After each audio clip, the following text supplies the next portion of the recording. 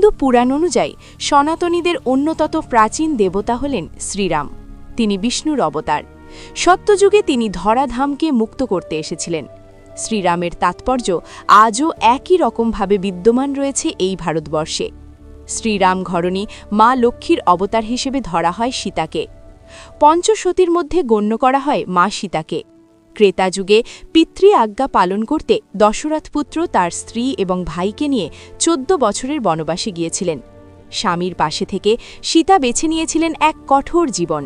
এরপর একদিন ছদ্মবেশে রাবণ সীতার কাছে ভিক্ষা চাইতে আসেন। তাকে হরণ করে নিয়ে যান অশোক বনে। তবে কথিত আছে রাবণ বধের জন্য রাম রাবণের যুদ্ধ এবং সীতা হরণ নাকি আগে থেকেই জেনে গিয়েছিলেন সীতা। তাই ছায়াকে বেখে তিনি নিজে বৈকুণ্ঠ ধামে চলে গিয়েছিলেন। যাকে রাবণ হরণ করেছিলেন তিনি আসলে ছায়া সীতা। অগ্নি পরীক্ষার সময় অগ্নিদেব ছায়া সীতাকে গ্রহণ করে দেবী সীতাকে আবার মর্তে ফিরিয়ে দেন।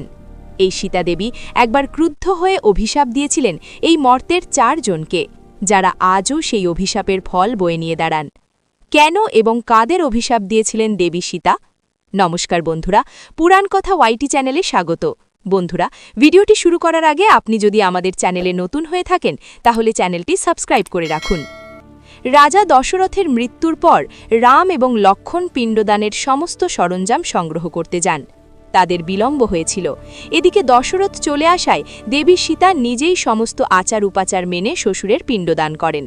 চালের অভাবে তিনি বালুর পিণ্ড প্রস্তুত করেছিলেন, কিন্তু হিন্দু শাস্ত্রে মহিলাদের পিণ্ডদান নিষিদ্ধ থাকায় তিনি 4 জনকে সাক্ষী রেখেছিলেন। তারা হলেন গরু, কাক এবং ফল্গুনজ ও পুরোহিত। এদিকে প্রথমত রাম ফিরে আসেন।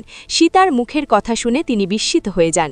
তখন সাক্ষী হিসেবে সীতা ডাকেন ওই 4 জনকে, কিন্তু ওই 4 জন গোটা ঘটনার কথা অস্বীকার করেন। সবার শেষে বটগাছ রামচন্দ্রের কাছে সীতা দেবীর হয়ে সাক্ষ্য দেন। অসহায় সীতা সেই সময় বটগাছকে আশীর্বাদ করেছিলেন, কেউ পিণ্ডদান করতে আসলে তারা তোমাকেও পূজা করবে। কিন্তু ওই অপরাধী 4 জনকে কি অভিশাপ দিয়েছিলেন সীতা? তিনি পুরোহিতকে বলেছিলেন, তোমাদের দারিদ্র্য কোনোদিন পূরণ হবে না, অভাব থাকবে তোমাদের নিত্য সঙ্গী। ফল্গু নদীতে অভিশাপ দিয়েছিলেন, তার জল সারা বছর শুষ্ক থাকবে, তাই ফল্গু নদী অন্তঃস্থলীলা। কাককে অভিশাপ দিয়েছিলেন, সারা জীবন মারামারি করে খাবার খেতে হবে, কোনোদিন পেট ভরবে না।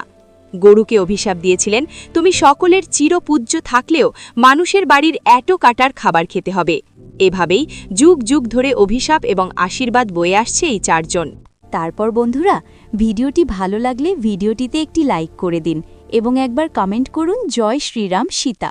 তারপর ভিডিওটি শেয়ার করে আপনার বন্ধুদের দেখার সুযোগ করে দিন এবং হিন্দু ধর্মীয় আরও ভিডিও পেতে চ্যানেলটি সাবস্ক্রাইব করে দিন।